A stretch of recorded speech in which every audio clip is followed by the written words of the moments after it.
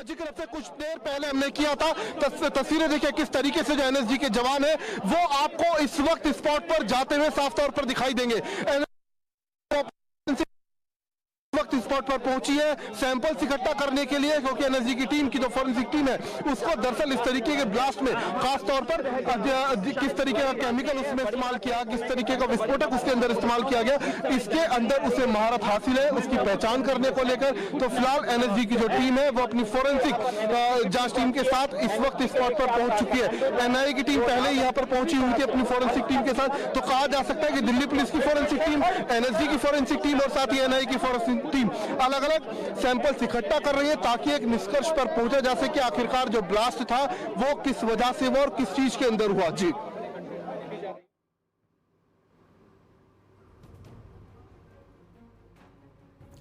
તો ફરી એકવાર રક્ત રંજિત થઈ છે રાજધાની ને તેની સીધી અપડેટ્સ એક બાદ એક આપ જોઈ શકો છો કે ત્યાં હવે જ્યારે બ્લાસ્ટ થયો ને ત્યારબાદ આટલા કલાકોમાં એક બાદ એક તમામ તપાસ અને હોટલ ચેકિંગ છે તે કરવામાં આવી રહી છે। શંકાસ્પદ વ્યક્તિઓ છે તેની પૂછપરછ પણ કરવામાં આવી રહી છે।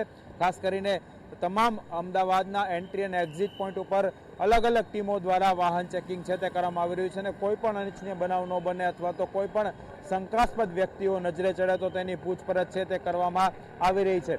ખાસ કરી અને ડીસીપી કક્ષાના અધિકારીઓ છે તેઓ પણ અત્યારે તમામ જે છે ફિલ્ડ ઉપર આવી પહોંચ્યા છે, રસ્તા ઉપર આવી પહોંચ્યા છે અને તમામ લોકો છે તેની પૂછપરછ કરવામાં આવી રહી છે। સર, દિલ્હીમાં બ્લાસ્ટ થયો, અમદાવાદમાં એલર્ટ છે, શું કહેશો?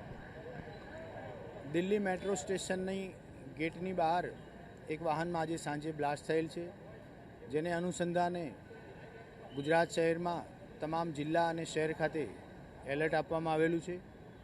અમદાવાદ શહેરના પણ એન્ટ્રી અને એક્ઝિટ પોઈન્ટ ઉપર વાહન ચેકિંગ કરવામાં આવી રહ્યું છે। શહેરના રેસ્ટોરન્ટ અને હોટલ, ધાબા વગેરે જગ્યાએ પણ इस्तेमाल किया गया।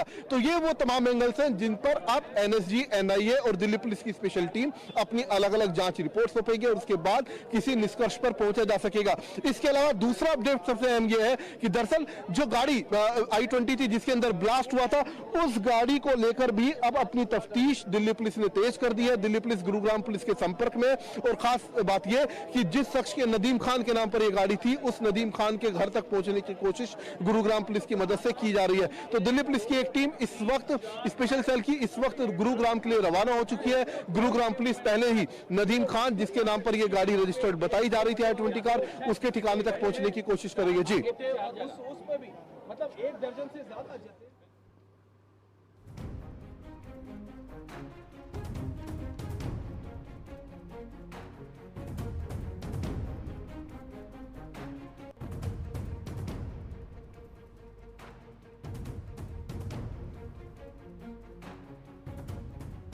તો એક બાદ એક સતત બધી તમામ અપડેટ્સ મળી રહી છે એનએસજીના હવાલે જે આખો આ વિસ્તાર તેને કરવામાં આવ્યો છે।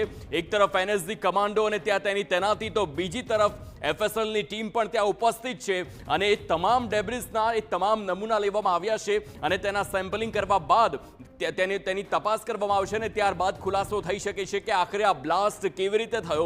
પરંતુ પ્રાથમિક માહિતી અને જે પ્રકારે આખી આ ઘટનાક્રમ સર્જાયો છે તેનાથી એક વાત સ્પષ્ટ હાલ લાગી રહી છે કે આતંકવાદી હુમલો હોઈ શકે છે। જે મૃતકોનો આંકડો છે તે સતત વધી રહ્યો છે। ગૃહપ્રધાન અમિત શાહ પણ તે સ્થળ પર પહોંચ્યા, નિરીક્ષણ કર્યું અને ત્યારબાદ તમામ ઇજાગ્રસ્તોની પણ તેમને સારવાર અર્થે લઈ જવામાં આવ્યા હતા અને તેમની પણ ખબર અંતર પૂછ્યા હતા અને ત્યારબાદ એ તમામ તપાસ કરવામાં આવી છે કે આખરે આ વિસ્તારમાં બ્લાસ્ટ થયો ત્યારે શું ઘટનાક્રમ સર્જાયો હતો। આપને સૌથી પહેલા એ તમામ જણાવી દઈએ કે સાંજે 7 વાગ્યાની આસપાસનો એ સમય હતો। એ તમામનો એ સમય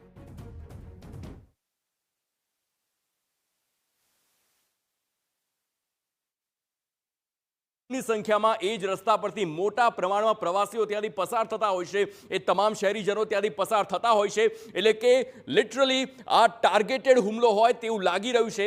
I-20 કારનો હમણાં જ ઉલ્લેખ કરવામાં આવ્યો। નદીમ ખાન નામનો એ વ્યક્તિ કે જે હરિયાણા પાસિંગની કાર હતી અને તેની પણ હવે તપાસ કરવામાં આવશે। મહત્વની વાત એ પણ છે કે જ્યારે પાછળના ભાગે આ ગાડીમાં બ્લાસ્ટ साफ तौर पर देखे जा सकते हैं। तो कहा जा सकता है कि अब इस वक्त लाल किले के मेट्रो स्टेशन के गेट नंबर 1 के ठीक सामने जहां पर ब्लास्ट हुआ वहां पर 3 जांच एजेंसियां मामले की तफ्तीश में जुट चुकी हैं। जी તો એનએસજીની ટીમની સતત અહીં તપાસ ચાલુ છે. મોટા પ્રમાણમાં એનએસજીના કમાન્ડોઝે આખા વિસ્તારને કોર્ડન કર્યો છે, જેથી કરીને કોઈ પણ પુરાવા હોય તે નષ્ટ ન થઈ શકે. ઝીણવટભરી તપાસ કરવામાં આવી રહી છે. એ તમામ તપાસ એજન્સી, જેમાં મુખ્ય એજન્સીને એનઆઈએ છે, જે ત્યાં પહોંચી ગઈ છે. ફોર્સીસની વાત કરીએ તો એનએસજીના હવાલે આખા વિસ્તારને કરવામાં આવ્યો છે. આ વિસ્તારને કોર્ડન કરેલો પણ જોઈ શકો છો. સાથે જ આપને જણાવી દઈએ, એફએસએલની પણ મોટી પ્રમાણમાં ટીમ્સ ત્યાં ઉપસ્થિત છે અને આખા વિસ્તારને ફેંદી લેવામાં આવી રહી છે.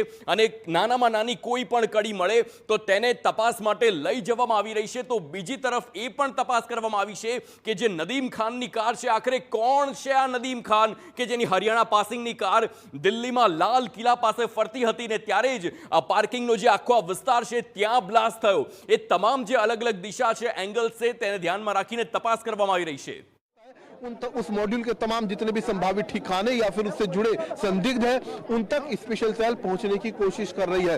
शक इस बात का कि कहीं इस ब्लास्ट में उस मॉड्यूल का हाथ तो नहीं है. तो फिलहाल तमाम एंगल पर इस वक्त दिल्ली पुलिस काम कर रही है. फरीदाबाद में जिस मॉड्यूल को बस्ट किया गया, जो कि जैश ए मोहम्मद से जुड़ा हुआ था, एक टीम उस मॉड्यूल से जुड़े जितने भी आरोपी हैं, जो संदिग्ध है, उनसे पूछताछ कर रही है. साथ ही दिल्ली पुलिस स्पेशल सेल की एक टीम एटीएस गुजरात के संपर्क में है, जिन्होंने हाल ही में ISIS मॉड्यूल को बस्ट किया था, जिन्होंने बकायदा दिल्ली के अंदर रेकी की थी. आजादपुर सब्जी मंडी तक वो लोग पहुंचे थे, वहां के वीडियोस बनाए गए. साथ ही लखनऊ के अंदर RSS जो दफ्तर है उसकी रेकी उन्होंने की थी. तो तमाम एंगल्स पर इस वक्त दिल्ली पुलिस काम करते हुए देखी जा रही है. देखिए दिल्ली NSG के पास आप देखिए किस तरीके से जो इक्विपमेंट है वो आप देख सकते हैं. मैं चाहूंगा कैमरामैन आपको दिखाए ये बक्सा, ये देखिए इस बक्से के अंदर ये देखिए वो तमाम चीजें हैं जिनसे अब तफ्तीश की जाएगी. जो सैंपल्स है वो यहाँ पर इकट्ठा किए जाएंगे. NSG के जवान आपको अपने तमाम इक्विपमेंट के साथ यहाँ पर दिखाई देंगे एयरपोर्ट की तरफ जाते हुए. तो कहा जा सकता है कि जांच अब काफी तेज हो चुकी है. देश के गृह मंत्री थोड़ी देर में मौके पर पहुंचने वाले हैं और ऐसे में तमाम जो सुरक्षा बल है, जो सुरक्षा एजेंसियां हैं, तमाम आला अधिकारी, चाहे दिल्ली पुलिस के हो, NSG के हो, सब चाहे NIA के हो, सब इस वक्त स्पॉट पर अपने अपने एंगल से मामले की तफ्तीश को आगे बढ़ा रहे हैं. जी તો આપણે દ્રશ્યો જોયા કે જેવી રીતે એનએસજીની ટીમે આખા વિસ્તારને હવે પોતાને કોર્ડન કર્યો છે અને તપાસ કરવામાં આવી રહી છે. આપણે એ પણ જણાવી દઈએ કે એનએસજીની એ ટીમ હોય છે કે જ્યારે કોઈ પણ દેશમાં કોઈ પણ આ પ્રકારની ઇમરજન્સીની સ્થિતિ સર્જાતી હોય છે તો એનએસજીના હવાલે જ તે આખા વિસ્તાર અને આખી આ ઘટનાને કાબૂમાં લેવા માટે કરવામાં આવતી હોય છે. 2008નો મુંબઈનો જે કેસ છે, જે આખી આતંકવાદી હુમલો થયો હતો, તેમાં પણ તેને કાબૂમાં લેવામાં એનએસજીનો સૌથી મોટો રોલ હતો. અને એ પણ જણાવી દઈએ કે આ સિવાય પણ જેટલા પણ બોમ્બ ભૂતકાળમાં સિર્ફ એક તકેદારીના ભાગરૂપે ચેકિંગ હાથ ધરવામાં આવી રહી છે. તો આપને ગભરાવવાની કોઈ પણ જરૂરિયાત નથી. તેમ છતાં તકેદારીના ભાગરૂપે આપની આજુબાજુમાં કોઈ પણ શંકાસ્પદ વાહન અથવા કોઈ પણ બિનવારસી વસ્તુ આપને ધ્યાને આવે તો પોલીસ કંટ્રોલ રૂમમાં જાણ કરે, જેથી તકેદારીના ભાગરૂપે પગલાં લઈ શકાય. બિલકુલ સૌથી મહત્વની વાત છે તે કરવામાં આવી છે કે લોકોએ પેનિક કરવાની જરૂર નથી, પરંતુ કોઈ પણ શંકાસ્પદ પ્રવૃત્તિ દેખાય તો પોલીસને ખાસ જાણ કરે. ગુજરાતમાં ખાસ અત્યારે રાજકોટમાં ખાસ કોઈ ચિંતાજનક બાબત છે તે મળી નથી આવી, ખાસ એવા કોઈ ઇનપુટ નથી, પરંતુ તકેદારીના ભાગરૂપે પોલીસ છે એ તમામ ભીડભાડવાળી જગ્યાઓ પર છે તે એલર્ટ રહીને તપાસ કરી રહી છે. કેમેરામેન ભાવેશ લશ્કરી સાથે રોનક મજીઠિયા, TV9 રાજકોટ. તો આપે જોયું કેવી રીતે એક બ્લાસ્ટ દિલ્હીમાં થયો છે અને ત્યારબાદ આખા ભારતમાં હાઈ એલર્ટ આપી દેવામાં આવ્યું છે. એ તમામ મહત્વના શહેર અને તેમાં પણ ખાસ કરીને ગુજરાતની વાત કરીએ તો એ તમામ જે દેશોની અલગ અલગ, માફ કરશો, જે અલગ અલગ જિલ્લાઓની બોર્ડરો હોય છે તેને પણ એલર્ટ પર મૂકી દેવામાં આવી છે.